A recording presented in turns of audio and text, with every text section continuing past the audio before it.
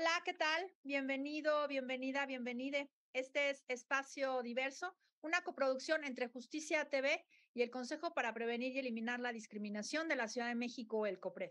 Espacio Diverso, un espacio para hablar, reflexionar, analizar temas relacionados con el fenómeno discriminatorio en la Ciudad de México. Y como ya les hemos venido platicando, pues esta serie de programas están dedicadas a hablar sobre el racismo, porque el racismo sí existe y hay que hablar de ello.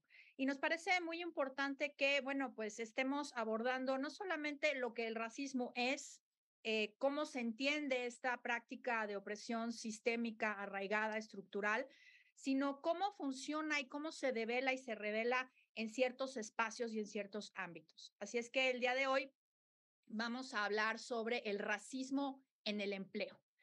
Las conductas discriminatorias en los lugares de trabajo son lamentablemente prácticas comunes. De acuerdo con la encuesta sobre discriminación de la Ciudad de México que levantamos apenas hace un año, en el 2021, sabemos que las personas que nos dicen haber sido discriminadas, la mayoría han sido discriminadas en el trabajo.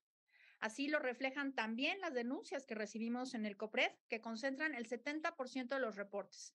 La discriminación asociada al derecho al empleo o al acceso al trabajo es una de las que más nos preocupa. Estas prácticas discriminatorias van desde el ingreso, acceso a beneficios, ascensos, despidos injustificados, hostigamiento y, por supuesto, trato diferenciado y acoso entre los empleados de una misma empresa por criterios distintos, pero nos interesa aquí destacar por criterios racistas. El origen étnico en México condiciona de forma importante el acceso al empleo. De acuerdo con datos del INEGI, el porcentaje de personas económicamente activas hablantes de una lengua indígena es de 7.8% menor respecto de quienes no lo son. Y las personas hablantes de una lengua indígena activa acceden principalmente a puestos de baja calificación y mal remunerados. Por otra parte, las encuestas de movilidad social han revelado que el color de la piel está relacionado con el estatus socioeconómico. A porcentaje de personas con piel blanca corresponde una mayor riqueza del hogar. Más aún, las personas con una tonalidad de piel más oscuro presentan menor movilidad social que personas con un tono de piel más claro.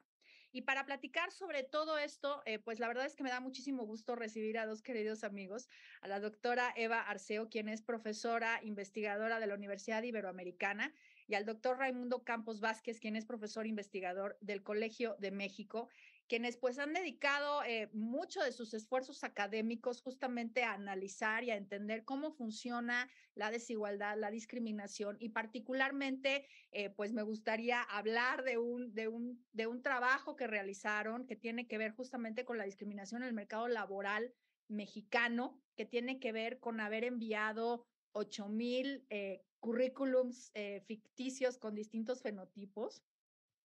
Y lo planteo así desde la entrada porque es como parte de lo que nos interesa destacar, esto que ustedes encontraron y ustedes pues presentaron en este texto y que han venido explorando a lo largo de muchos otros trabajos que ustedes han realizado. Entonces, pues muchísimas gracias y pues Eva, me gustaría empezar contigo. Ok, bueno, un poco sobre el contexto sobre el cual iniciamos esta investigación. En Estados Unidos ya se habían hecho algunos trabajos similares utilizando justo las diferencias raciales allá, que puede que nosotros las veamos como todavía más contrastantes que en México, pero no lo son tanto, ¿no? En México también tenemos muchas diferencias, pero tenemos muchas tonalidades de piel. Em, entonces, en Estados Unidos se había hecho una investigación donde igual se enviaron algunos currículums ficticios, menos que nosotros, porque nosotros tenemos como más pruebas de hipótesis que hacer en la investigación. Entonces, en términos estadísticos, necesitábamos una muestra más grande para poder diferenciar esto estadísticamente. En Estados Unidos lo que se hizo fue variar los nombres que se asocian normalmente a personas blancas y nombres que se asocian normalmente a personas negras, y se enviaron los currículums ficticios encontrando los resultados que se esperaban encontrar, ¿no? Hablan menos para entrevistas laborales a personas afroamericanas que a personas caucásicas. Entonces, en el caso de México no podíamos hacer esta variación de nombres, pero para fortuna de nosotros como investigadores y desfortuna del mercado laboral mexicano, en México sí es aceptable, ¿no? No está prohibido que se pongan las fotografías de las personas en sus CVs. Entonces, lo que nosotros decidimos hacer fue tomar fotografías de 3 personas que su fenotipo era claramente distinto, una con un fenotipo caucásico, una con un fenotipo que le llamamos mestizo, moreno claro, y una con un fenotipo más tendiente hacia rasgos indígenas o moreno oscuro, ¿no? Dejamos un CV sin fotografía para ver también qué sucedía y nosotros lo estábamos planteando como un currículum de control en donde pues no estaba señalizándose el fenotipo de las personas de ninguna manera, ¿no? Y bueno, los resultados fueron bastante sorprendentes. Quiero aclarar aquí un poco nuestra muestra. Nuestra muestra es sobre personas muy jóvenes que acabaron una licenciatura en la Ciudad de México y están buscando trabajo en línea, ¿no? Sabemos que hay muchas otras formas de buscar trabajo y en las universidades privadas, por ejemplo, se utilizan mucho las redes de contactos dentro de la universidad o las propias bolsas de trabajo de las universidades. Entonces, eso hace de nuestra muestra una muestra muy particular. Eh, Al final, los resultados, nosotros esperábamos, por ejemplo, que hablaran menos a las mujeres que a los hombres y salió lo opuesto. Hablan más a las mujeres que a los hombres en esta muestra.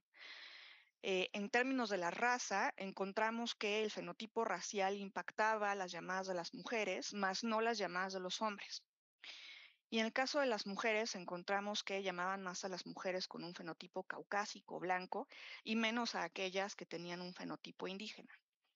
Cabe aclarar también que aquellas que no mandaron una fotografía y aquellos, también en el caso de los hombres pasó, les hablaban menos que a los que sí habían enviado una fotografía, ¿no? Entonces la fotografía de un moreno oscuro o una morena oscura no se podía diferenciar del no enviar una foto.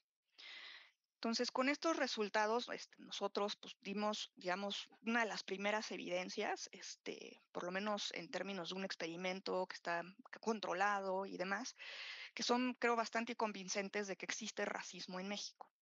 Hace poco, en un programa un conocido programa, alguien interpretó nuestros resultados de una forma bastante peculiar, ¿no? Diciendo que no habíamos encontrado racismo, dado que no había habido racismo entre los hombres. Y para mí esa es una interpretación maniquea de los resultados que nosotros tenemos. Uno, porque sí encontramos racismo entre las mujeres, y dos, porque la muestra es muy, muy peculiar, ¿no? Como dije, es una muestra de personas jóvenes, todas terminaron la licenciatura, todas están en la Ciudad de México y todas están buscando trabajo en línea. Entonces, esto refleja un microuniverso, ¿no? Un microcosmos dentro del universo de lo que es México. Y obviamente no refleja lo que sucede en todo el país. Entonces, para mí esa interpretación fue un poco tendenciosa, ¿no? Y como la gente usualmente hacen interpretaciones de resultados científicos bajo pues las propias hipótesis que ellos ya traen y justo para confirmar sus hipótesis, ¿no? Entonces, nosotros lo dejamos abierto como si existe racismo, ¿no? Al menos entre las mujeres encontramos una abierta preferencia por mujeres blancas. Claro, sí, no, luego sucede que va uno a buscar lo que quiere encontrar dentro de un estudio que, bueno, pues justo más bien es importante tomar en consideración eh, eh, pues el documento completo y no solamente alguna conclusión así aislada, ¿no? Raimundo, Así es. ¿quisieras agregar algo con respecto a esto? No, Eh, no particular de lo de la lectura del estudio, bueno, si quieres, pero... no, gracias. Bueno, solo resaltar aquí que es muy importante de cómo logramos que sí estar seguros de que es racismo, porque el CV que se envió a las diferentes empresas es prácticamente el mismo. Entonces, dado que es el mismo y solo cambia la fotografía, pues hay una clara preferencia por la fotografía y no tanto por lo que viene informado en el CV. Entonces, es una evidencia pues, contundente que en el caso de mujeres hay una mayor discriminación que en el caso de hombres. En el caso de hombres sí encontramos discriminación, pero simplemente por el tamaño de muestra que tenemos no podemos distinguir estadísticamente, pero sí se observa unos resultados menores que las mujeres, pero también evidencia de discriminación. Simplemente con estadística no podemos distinguir estos resultados. A mí me gustaría agregar adicional que bueno, con base en este estudio, he tratado también de estudiar en otros contextos el tono de piel. Entonces, te platico pues rápidamente uno al respecto, y que es en el mercado de trabajadoras sexuales, ¿no? Que se anuncian por Internet. Entonces, lo que hice aquí básicamente fue recopilar fotografías de Internet de trabajadoras sexuales y computar, ver su tono de piel. Y un poco después de lo que salió de esta investigación que acaba de comentar la doctora Arceo, es, pues bueno, cuál es el precio del tono de piel, si realmente impacta, y ya como consumidor, si eso impacta. Entonces, en este mercado de trabajadores sexuales, la ventaja, no estoy discutiendo aquí moralidad de este mercado, no, pero la ventaja es de que observamos el precio de lo que está solicitando cada trabajadora, y podemos computar su tono de piel por las fotografías y diversas características físicas. Y lo que se observa claramente es que también las trabajadoras sexuales con un tono de piel más blanco cobran una tarifa mayor que las trabajadoras sexuales con tono de piel más moreno, lo cual es totalmente consistente a los resultados que acaba de comentar la doctora Arceo. Entonces, hay discriminación en el trabajo y también de potenciales clientes cuando contratan este tipo de trabajadores. Entonces, para mí, la lectura de la situación en México con respecto a tono de piel, discriminación, racismo, es que es claramente evidente que hay racismo en nuestro país. Las diversas investigaciones que hemos hecho, dado que están controladas, porque mucho se discute en México de que no es racismo directamente, es algo de el nivel socioeconómico, es clasismo, pero dado las investigaciones que estamos haciendo, estamos controlando ya por eso, y lo único que está cambiando es el tono de piel. Entonces, es evidencia muy contundente que se refiere a discriminación y racismo, y que esta discriminación y racismo sí afecta un poco más a las mujeres que en el caso de los hombres. Entonces, es un poco mi lectura de los diferentes resultados. Eso es muy interesante porque justo cómo se cruza, ¿no? El racismo con el sexismo y esta exigencia de que no solamente estamos controlando, digamos, los cuerpos de las mujeres, sino además su adecuación a este ideal occidental de cómo deberíamos vernos las mujeres, ¿no? Y cómo ese vernos está asociado, digamos, a una especie de pues de performance o de éxito o de capacidades, ¿no? Que me parece que pues es justo lo que afecta este acceso. Raimundo, regreso rápido contigo sobre esto que nos dices de la distinción entre el clasismo, ¿no? Lo que se llama clasismo y que pues más bien es, o sea, ¿cómo distinguimos cuando estamos hablando, porque lo decías que, o sea, que está controlado, ¿cómo distinguimos entre una práctica racista de una clasista en estos estudios que ustedes realizan? Sí, bueno, la discusión mucho en el siglo XX en México, la idea del mestizaje en nuestro país era que pues, era por clase social, por cómo tenía los resultados, y pues básicamente apenas en los últimos 20 años los científicos sociales hemos utilizado nuevos datos, nuevas formas de tratar de probar empíricamente si esto sucede en la realidad, y lo que hacemos, pues básicamente hay dos opciones. Una opción es con datos ya registrados. En los datos ya registrados podemos, y hubo mucha discusión cuando el INEGI hizo esto, pero con APRED ya lo hacía, que era medir el tono de piel de las personas. Entonces, con APRED ya lo hacía, y luego lo hizo INEGI, se hizo una gran discusión en nuestro país, que creo que fue muy importante, pero bueno, con eso ya tenemos una medición de tono de piel, con ciertos errores, pero tenemos una medición. Y en esas mismas encuestas también preguntan, bueno, cuál es la escolaridad de las personas, dónde viven, qué ocupación tienes. Entonces, con estas variables podemos tener un aproximado de cuál es el nivel socioeconómico de las personas. Entonces, podemos calcular el efecto en ciertos resultados de vida, como empleo, salarios, nivel de escolaridad, con respecto a este tono de piel y también teniendo ver cómo interactúa con el nivel socioeconómico. Y de esos resultados sabemos que el tono de piel afecta directamente, adicional al nivel socioeconómico. Ahora, hay toda una, también se ha criticado estos tipos de estudios porque, pues bueno, es posible que haya otros factores que estén afectando estos resultados y no necesariamente sea tono de piel. Entonces, para eso vienen estos experimentos controlados que comentó el doctor Arceo, que es, mandamos estos CVs, son egresados de la misma universidad, viven aproximadamente en las mismas colonias. Entonces, el nivel socioeconómico es prácticamente el mismo y la única diferencia que se tiene es la fotografía que se está enviando. En el caso de trabajadores sexuales, pues lo único que sabemos es, estamos descargando de sitios de internet, que es el mismo sitio, y entonces lo único que está variando y estamos viendo otras características físicas de la persona, pero el tono de piel tiene un peso muy importante.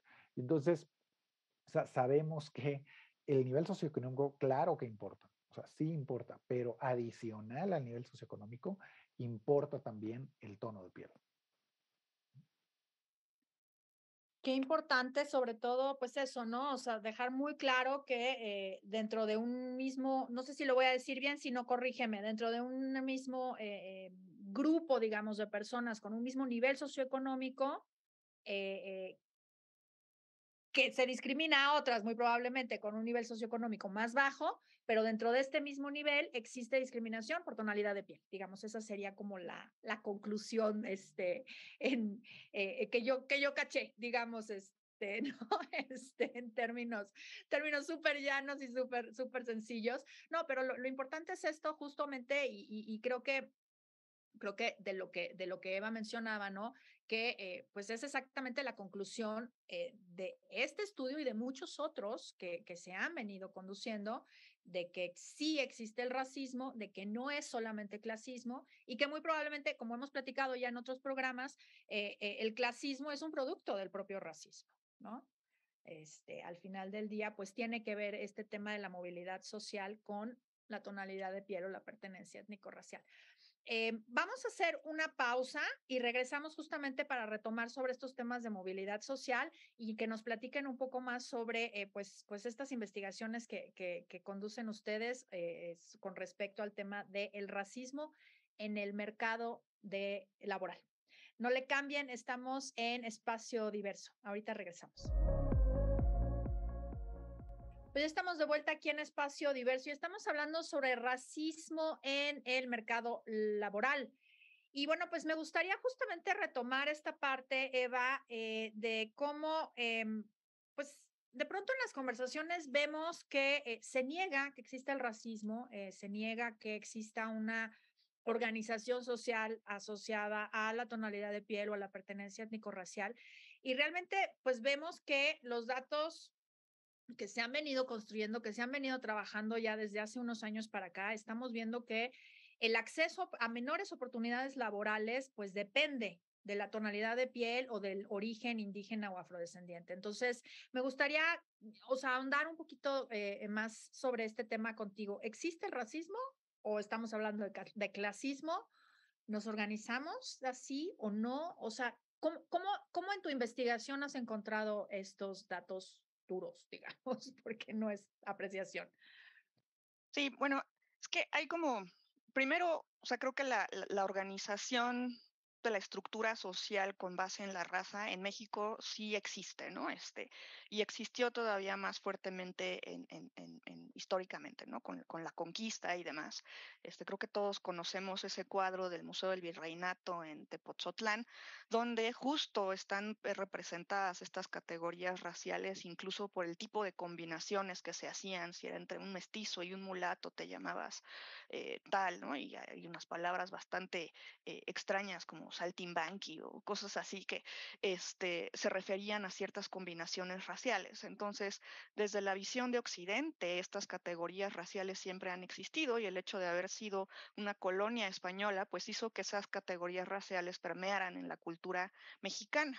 Eh, si bien ahorita no se ve que exista esa organización social, siempre esas herencias históricas, ¿no? Son muy difíciles de desarrancar, ¿no? Se quedan permeadas en la cultura, en la forma en que reaccionamos hacia las personas, en la forma en que las categorizamos, ¿no? En la forma en que nos referimos a las personas, de tal manera que la palabra indio continúa siendo un insulto dentro de la sociedad mexicana. Entonces, decir que no estamos organizados de esa manera es, como decías ahorita en el corte, pues es un insulto a las personas que provienen de ese origen y que se han enfrentado a esta problemática todas sus vidas, ¿no? Eh, en el mercado laboral también lo tenemos que ver ya como un resultado, ¿no? Después de una cierta acumulación de barreras y desigualdades que se viven toda la vida.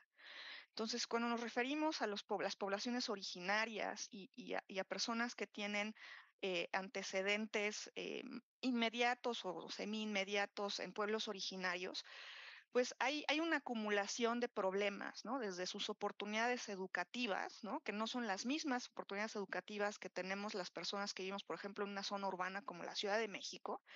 Este, eh, no existen centros educativos de nivel medio superior o superior cerca de comunidades marginadas, ¿no? De tal manera que se tienen que desplazar. Y la decisión de desplazarse o migrar a estos centros educativos no es trivial, ¿no? Mucha gente dice, bueno, entonces no tuvo las ganas de superarse. No, o sea, es que no nada más es ganas de superarse, es desarraigarse, arrancarse a sí mismo de tu red de personas, ¿no? Tu red de cuidado de tu gente, de tu cultura, ¿no? Y exponerte a ser insultado en la calle por verte como te ves, ¿no? Entonces, todo eso implica un costo fuerte de salir de tu pueblo de origen e irte a educar a otro lado. Entonces, ya desde ahí el propio racismo crea un desincentivo a la salida de las personas y además está la cuestión pues social de mi gente, mis redes, mi red de cuidados, que creo que es muy importante, sobre todo en el caso de las mujeres, ¿no? Que hace que la gente pues no migre tanto, ¿no? Como nosotros esperaríamos que migrara. La migración es una decisión muy compleja. Entonces, una vez que ya tienes desigualdades en las oportunidades educativas, pues tus desigualdades en el acceso al tipo de empleos que vas a tener, pues se amplifican, ¿no? Y de una forma bastante fuerte. Entonces, en una investigación que hice yo con uno de mis estudiantes de la Ibero, con Pedro Torres, en su tesis él lo que analizó fue cómo la autoidentificación indígena y el tener una lengua indígena, hablar una lengua indígena, impactan sobre los salarios de las personas, ¿no? Entonces, aquellos que son súper creyentes del mercado dirían que, bueno, pues tener más calificaciones, como hablar una lengua indígena, pues al final es capital humano, estás hablando otro idioma, debería de ayudarte en el mercado laboral, ¿no?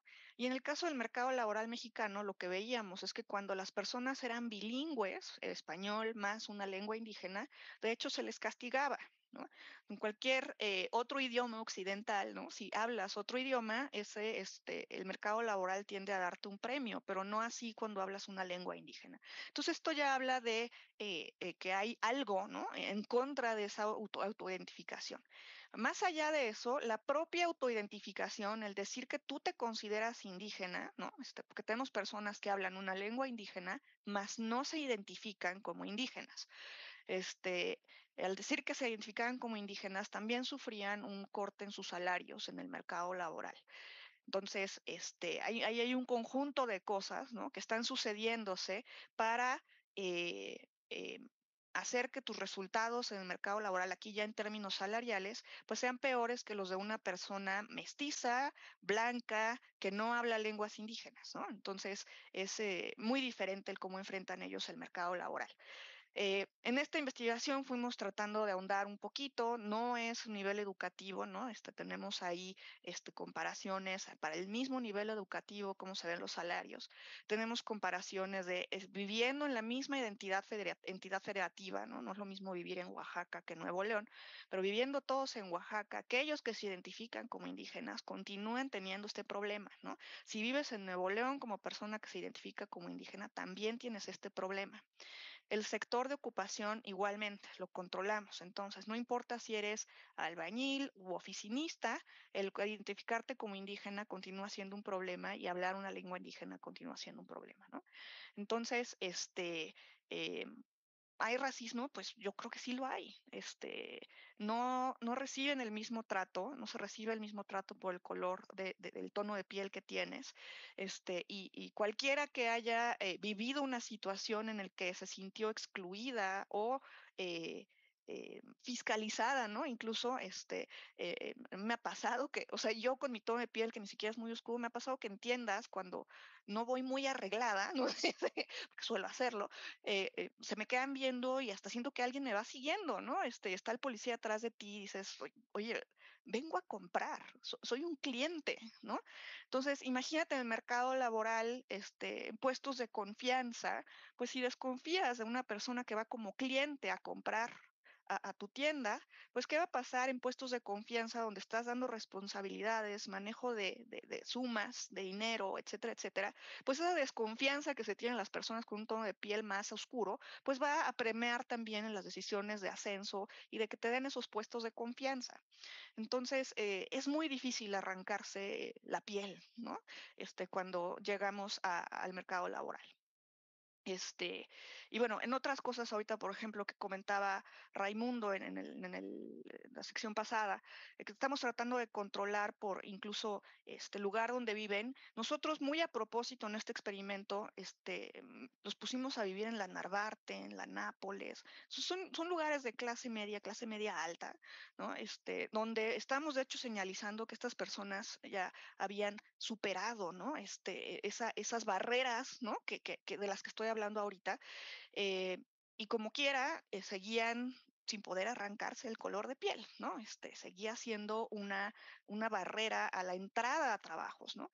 Desafortunadamente no se pueden hacer este tipo de experimentos para medir otro tipo de cosas como promociones, salarios y demás, porque pues ya o sea, es imposible controlar por absolutamente todo y ni modo de mandar actores que estén ahí viviendo 10 años en ese puesto laboral, el tipo de Truman Show, ¿no?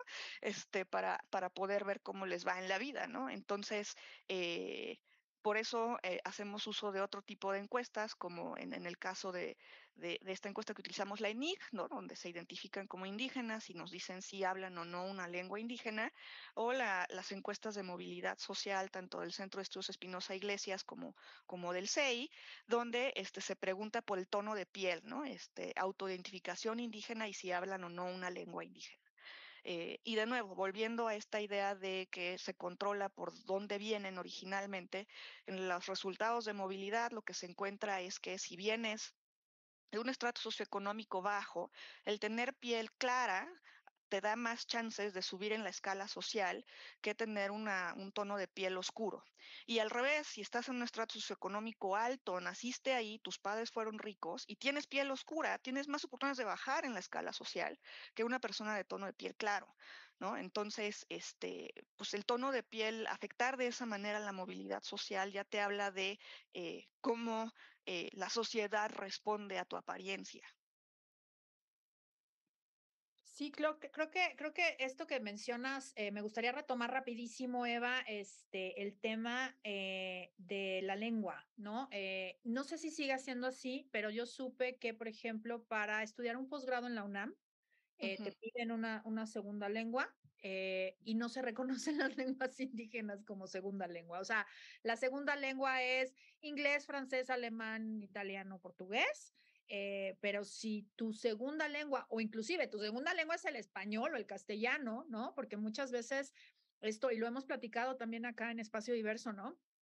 Cómo se considera tonta a una persona cuya segunda lengua es el español o el castellano, cuya primera lengua es una lengua indígena, porque no habla bien el español, ¿no? Pero no así no sucede con un extranjero o extranjera que intenta hablar el español, al contrario, se dice, ay, mira, qué bien lo hablas, qué bien esfuerzo haces, ¿no? Entonces, estos dobles raseros. Y el tema del aspecto en general, ¿no? Con esta imposibilidad de hacer estos experimentos, dentro de los espacios de trabajo, también en nuestra encuesta sobre discriminación, cuando preguntamos ¿en dónde te discriminan? Nos contestan en primer lugar en el trabajo.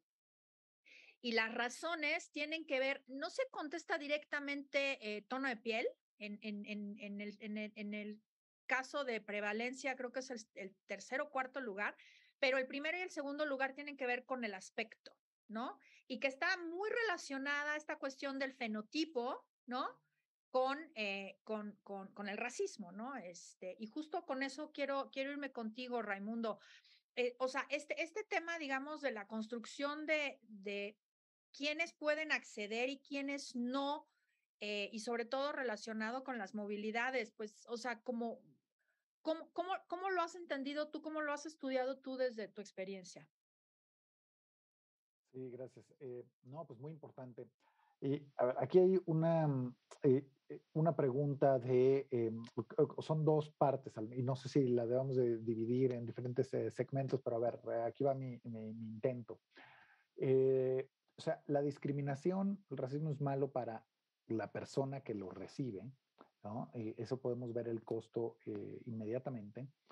Pero luego podemos decir, bueno, otras personas dicen, bueno, pero son casos aislados, ¿no? No pasa nada. Y la pregunta es, bueno, ¿le perjudica a otros? ¿Es malo para otros? Aunque esas personas no lo reciban, o sea, no reciban directamente la discriminación.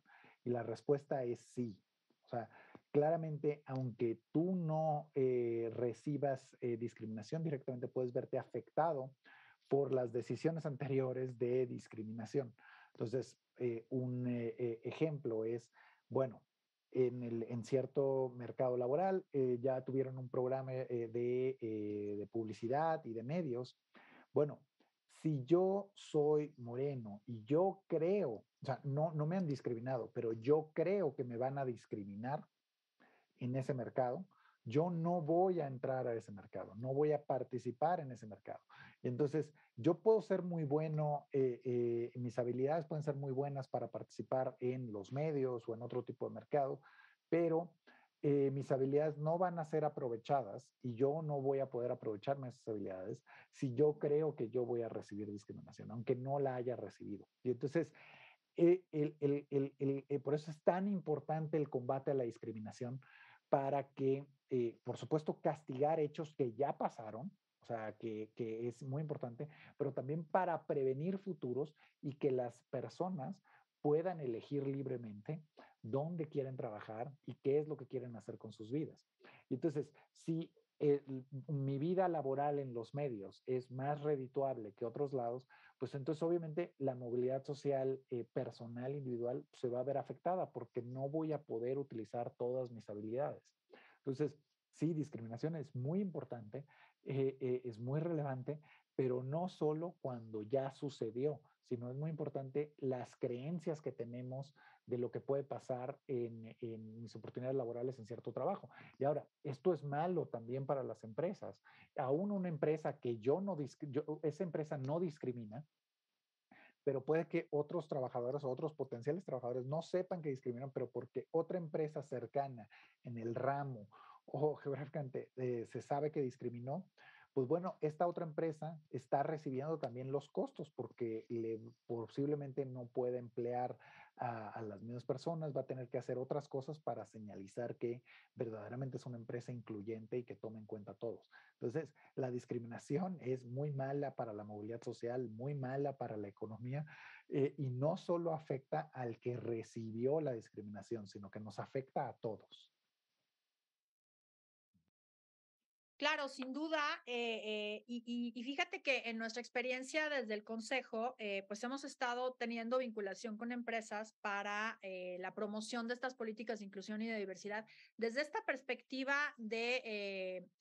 de las capacidades, digamos, del talento, como se usa en el lenguaje empresarial de las personas, ¿no? No asociada a ninguna característica de ellas, sea una característica racial, género, discapacidad, orientación, etcétera, ¿no? Entonces, lo que nos ha llamado la atención, tenemos un estudio que acabamos de hacer el año pasado sobre estas ventajas económicas, porque dijimos, bueno, pues si las empresas están implementando estas políticas, ¿no? De diversidad, de inclusión, y sabemos que lo ven desde una perspectiva de negocio, o sea, además de que es una obligación moral y legal, pues también lo ven desde esta perspectiva del negocio, pero fíjate que no encontramos que las empresas tengan indicadores sobre estos beneficios, o sea, como sí en otros países, ¿no? Pero en México concretamente, no encontramos que las empresas estén midiendo ese beneficio que tienen económico, ¿no? A la hora de implementar estas políticas. No sé si ustedes tengan alguna información al respecto. Raimundo, si quieres, me regreso contigo. Bueno, o sea, lo que se sabe en la bibliografía especializada es que equipos más diversos son más productivos y las empresas tienen mayor rentabilidad. Diversos en todos los aspectos, en términos de género, de tono de piel, discapacidad, etcétera. ¿Por qué creemos que existe este efecto de la diversidad? Tiene un efecto positivo en la productividad y en la rentabilidad.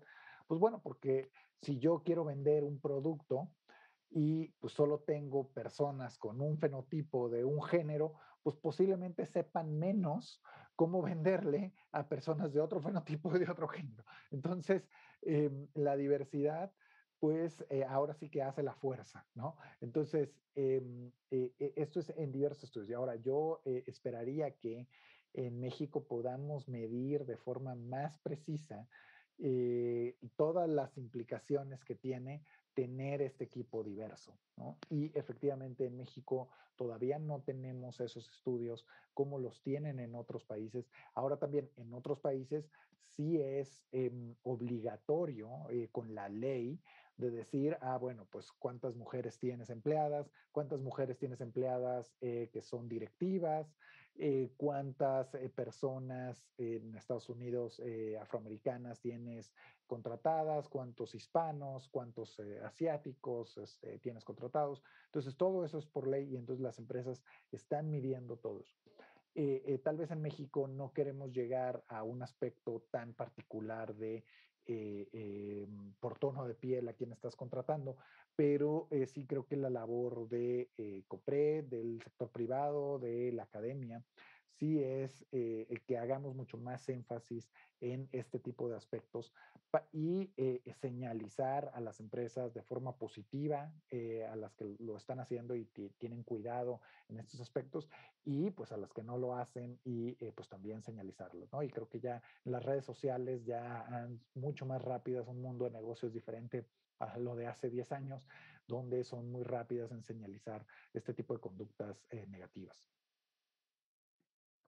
Gracias, Raimundo. Sí, es importantísimo pues la medición, ¿no? De cómo realmente esto impacta y sobre todo, no solamente para comprobar esto que estamos diciendo, ¿no? O sea, el tener equipos diversos necesariamente impacta en un mejor negocio, en un mejor servicio, en mejor vender un producto o en tener ideas más innovadoras, ¿no? Al final del día, pues la diversidad siempre suma, ¿no? Pero además, o sea, tener datos duros sobre cómo eso impacta y además, ¿cómo podemos mejorar esas medidas? ¿No? Porque de pronto es como, bueno, pues es que ya tenemos una unidad de mentoría para las mujeres, sí, pero pues sigues teniendo un consejo de administración integrado por puros hombres. Entonces, a ver ahí, ¿no? ¿Qué vamos a hacer, ¿no? Para mejorar eso. Vamos a hacer una pausa y regreso contigo, Eva, rapidísimo, no le cambien, estamos en Espacio Diverso y regresamos con Eva para que nos comente sobre este tema. Pues estamos aquí de vuelta en Espacio Diverso, estamos hablando sobre racismo en el trabajo. Y bueno, pues nos quedamos justo con el comentario de Eva que querías mencionar algo con respecto al tema de medir estos impactos dentro de las empresas y lo que decía yo esto de los consejos de administración de puros hombres. No sé si iba por ahí, pero adelante, por favor. Sí, y justo solo quería comentarles y un poco presumirles, otra de las tesis de mis estudiantes, en este caso es de Daniela Ayala, del CIDE, y ella lo que hizo fue implementar un estudio similar al que se había hecho ya en Estados Unidos. En Estados Unidos se vio como la entrada de mujeres y afroamericanos a los mercados laborales y a distintas ocupaciones donde podían explotar mejor sus talentos, provocó alrededor entre el 20 y 40% del crecimiento que se observó en Estados Unidos desde 1960 hasta 2010, ¿no? Entonces lo tratamos de hacer para México en esta tesis, ¿no? Obviamente es un modelo que tiene muchos supuestos, pero dentro de los resultados nos arrojaba que aproximadamente el 25% del crecimiento que México ha visto desde 1960 se debe a la entrada de mujeres al mercado laboral, ¿no? Y a las distintas ocupaciones que ellas, pues, sostienen, ¿no? En estos mercados. Entonces, sí, o sea, esta falta de explotación del talento, ¿no? Sin importar su origen, género, preferencias, identidades, discapacidades, crea un problema muy fuerte para el crecimiento de un país, justo porque hay una cosa que se llama mala asignación del talento, ¿no? Entonces dejas el talento, por ejemplo, el caso de las mujeres, lo dejas en casa haciendo actividades que no requieren a lo mejor de todas esas habilidades que esa mujer tiene, ¿no? Entonces, eso, por ejemplo, para mí es sorprendente de las que tienen una licenciatura. Son decisiones ya muy personales, pero creo que sus habilidades se pueden explotar muchísimo mejor en el mercado laboral y en cierto tipo de ocupaciones, ¿no? Y bueno, nada más quería comentar eso, un poquito respecto a lo que dijo Raimundo de los productos, y lástima que no lo tengo aquí, pero hace poquito fui a Estados Unidos y quería comprar unas curitas porque tenía una ampolla, y en Estados Unidos ya venden curitas para distintos tonos de piel, ¿no? Entonces, ya no tenemos nada más la curita rosa, ¿no? Que te la ponías uno que es morenito, pues si se veía ahí lo rosa, ya tienen para tonos más oscuros, ¿no? Para tonos como nosotros más latinos, y me compré unas curitas cafecitas, clarito, ¿no? Que me encantaron, ¿no? Por el simple hecho de que me representan y que no se notan tan fuerte el contraste en mi piel. Entonces, la evolución de estos productos no es una casualidad, ¿no?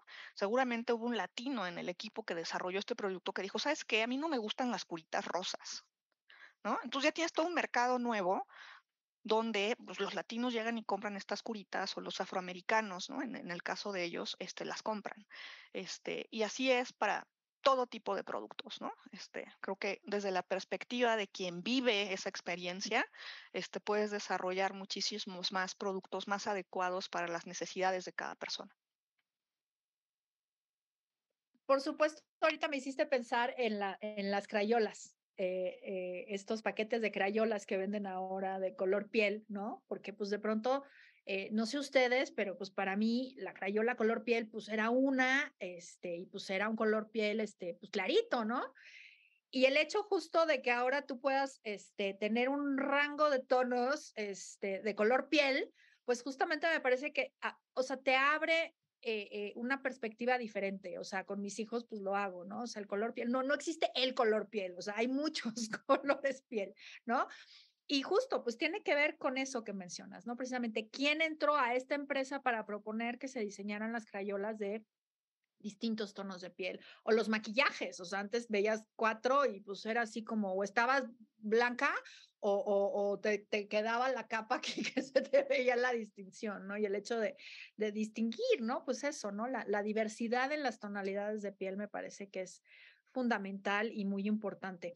Y sobre eso, hace rato mencionabas, Raimundo, y porque fue un tema que platicamos ya con Patricio Solís, con el tema de los colorímetros y la escala Perla y todo esto.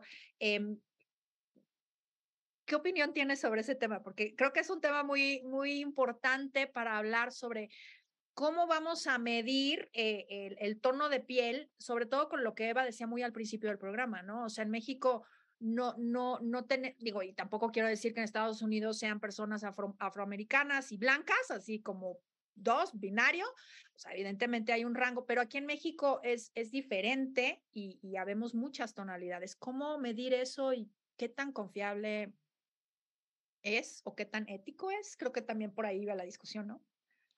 Sí, no, excelente. Pues bueno, en estos estudios que mencioné de la parte de encuestas, pues bueno, está solo mencioné tono de piel, no mencioné cómo se medía, pero hay toda una discusión al respecto, ¿no? Se pueden preguntar muy agregado, que te pregunte, que vaya el INEGI o alguien más y te diga, bueno, tú eres muy moreno, moreno claro, o eres muy claro, ¿no? Y una categorización de esa forma. O bien se te puede presentar una paleta de colores, que generalmente trae 10 colores, 11 colores, que va del más oscuro al más claro y te preguntan, bueno, ¿con qué color, qué tono de piel crees que tiene tu cara o tienen tus manos, ¿no? Y ya tú te ubicas. O bien el entrevistador, la persona que está haciendo la entrevista, puede marcar qué tono de piel tienes. Y bien, lo último es que decía, bueno, porque y la ciencia se mueve así lentamente, pero de forma segura. Entonces, pues bueno, siempre puede haber personas escépticas que dicen, no, eso está súper mal medido, o sea, no tiene ni pies ni cabeza, o sea, la gente miente, la gente no dice la verdad, el entrevistador o la persona que está entrevistando no sabe. Entonces, pues obviamente, si eso es cierto, pues entonces los resultados pues tienen cierto ruido. Y en un proyecto con Patricio Solís que él lideró, bueno, pues vamos a medir esto de forma exacta, que es un colorímetro, es un aparato pequeñito que te lo puedes poner en la mano o en la piel o en donde sea, en la cara, en donde sea, y te da el tono de piel exacto que tienes con las condiciones de luminosidad que existen y te da el tono de piel y entonces pues se puede saber con ese aparatito qué tono de piel tienes. Pues bueno, ese aparatito o la categorización muy grande o el tono de piel reportado por ti mismo o por el entrevistador, todo da lo mismo. O sea, no importa cómo midamos tono de piel, el efecto es que el tono de piel importa para resultados de vida adicional al de nivel socioeconómico. O sea, creo que ya las investigaciones después de 6, 8 años que se han hecho con diversas mediciones, la conclusión es muy fuerte. O sea, no importa cómo midamos tono de piel, el tono de piel importa directamente adicional al tema de qué clase socioeconómica, en qué clase socioeconómica estés, ¿no? Entonces, ahora, pues bueno, yo sí creo como científico social que debemos de medir, que el INEGI hizo bien en medir tono de piel, que CONAPRED y COPRED hacen bien en medir tono de piel cuando van a sus encuestas. Y si no sabemos cuál es la distribución de tono de piel, cómo se relaciona esto con resultados de vida, pues simplemente no podemos saber la magnitud del problema.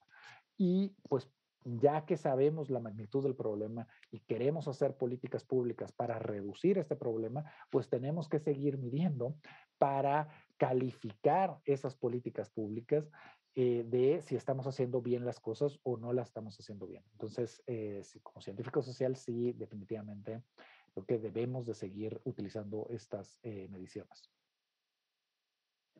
Sí, es que tú mismo también hace rato recordabas esa discusión que hubo y que en el programa que hicimos justo con Patricio y con Ale Haas nos recordaba, ¿no? De la encuesta del INEGI, de movilidad y todo esto y el tema de cómo se van a poner a medir la tonalidad. Eso es racista, ¿no?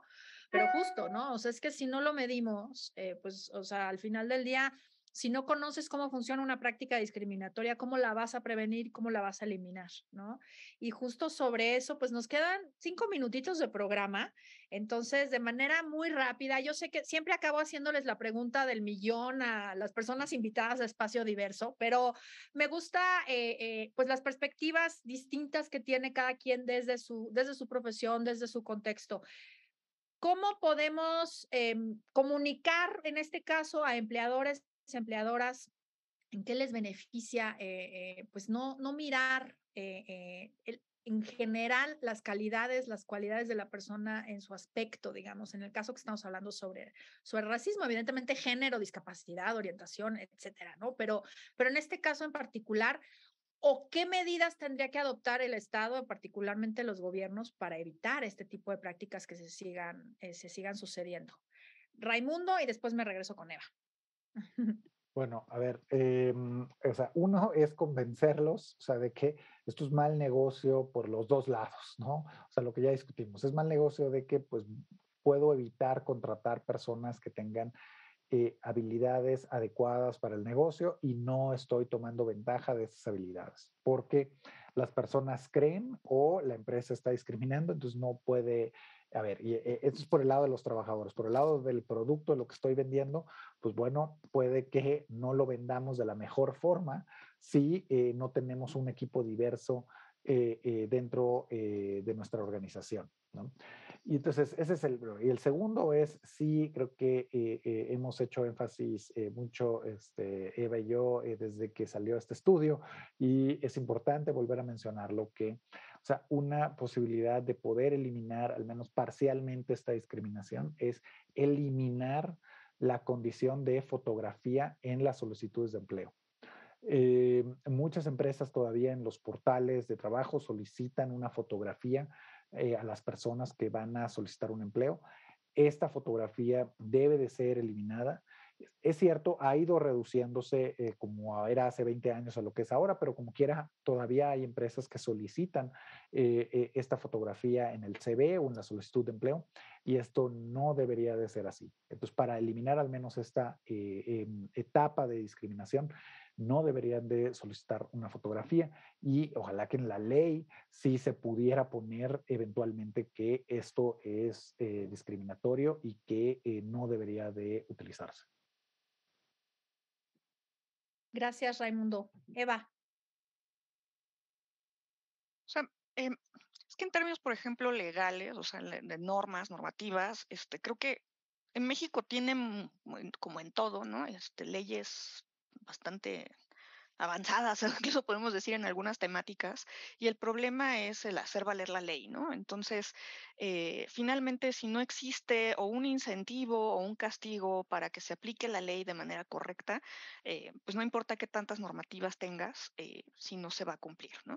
Y bueno, de hecho, sobre este estudio, en algún momento, de hecho, esta investigación que hicimos, el doctor Campos y yo, eh, eh, sí detonó una discusión en la Cámara de Diputados, ¿no? Para justo meter una ley de que prohíba la presencia de fotografías en los currículums, pero se quedó paralizada, ¿no? Con el cambio de administración, se quedó en la congeladora y ya no sucedió nada.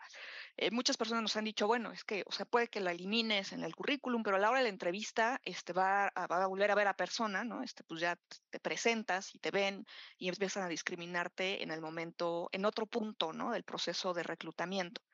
Entonces, pues es posible, pero por lo menos ya le diste una oportunidad de hablar, ¿no? Ya le diste una oportunidad de conocerlo, de que te exprese sus ideas, de que esa persona, se venda, ¿no? Contigo en el mercado laboral, cosa que no le dabas antes. Entonces, eso puede permitir la entrada a muchas más personas muy talentosas que antes estabas excluyendo simplemente por cómo se veían en la foto, ¿no? Bueno, es que la foto no es lo más importante en el CV, ¿no? Mucha gente de recursos humanos, hablamos en ese momento con mucha gente de recursos humanos, y yo les puedo decir, no es cierto, ¿no? Estadísticamente, en nuestro experimento, encontramos que lo único que determinaba si te llamaban o no era el género y esa foto.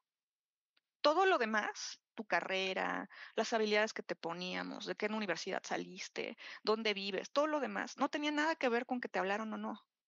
Entonces, lo único que utilizaban para seleccionar personal eran cosas que no tenían nada que ver con su productividad.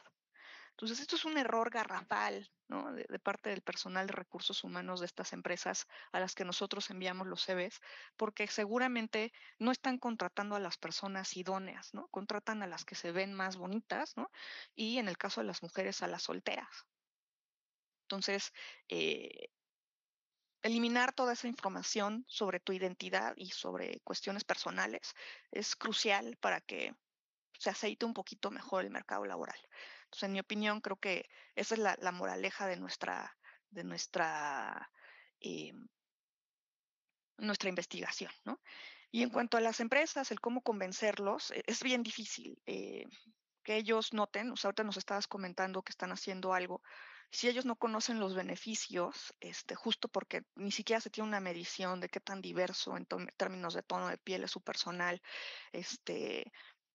pues no van a poder saber nunca, ¿no? ¿Qué tanto les ha beneficiado tener más diversidad dentro del personal o qué tanto los ha perjudicado. Entonces, por eso es necesario medir, ¿no? A mí me encanta por eso la frase de Coneval, ¿no? Lo que no se puede medir, no se puede mejorar. Y para mí es totalmente cierto, como una persona que hace investigación sobre ciencias sociales, y más para una persona que, como tú, ¿no? Que está en plena creación de políticas públicas y de tratar de convencer a la gente de que actúe de cierta manera o deje de actuar de cierta manera, ¿no? Muchísimas gracias, Eva. Pues sí, básicamente, ¿no? Medir para poder, ¿no? Tomar decisiones acertadas, porque de otra manera, pues yo siempre digo, son tiros así como las escopetas antiguas, ¿no? Así, paz, pero pues no le vas a dar, no le vas a dar al blanco, que es lo que buscas. Pues hemos llegado al final del programa, como siempre se nos va así como agua. Les agradezco muchísimo, Raimundo, Eva, de verdad su tiempo y el habernos pues platicado sobre esta investigación y en general sobre el trabajo que hacen. Y bueno, pues nos queda justo pues trabajar con las empresas para medir estos beneficios de la implementación de políticas de inclusión y de diversidad y sobre todo el tema de las fotografías, ¿no? Entonces, pues muchas gracias. Esto fue Espacio Diverso. Estamos hablando sobre racismo porque el racismo sí existe y hay que hablar de ello. Nos vemos a la próxima.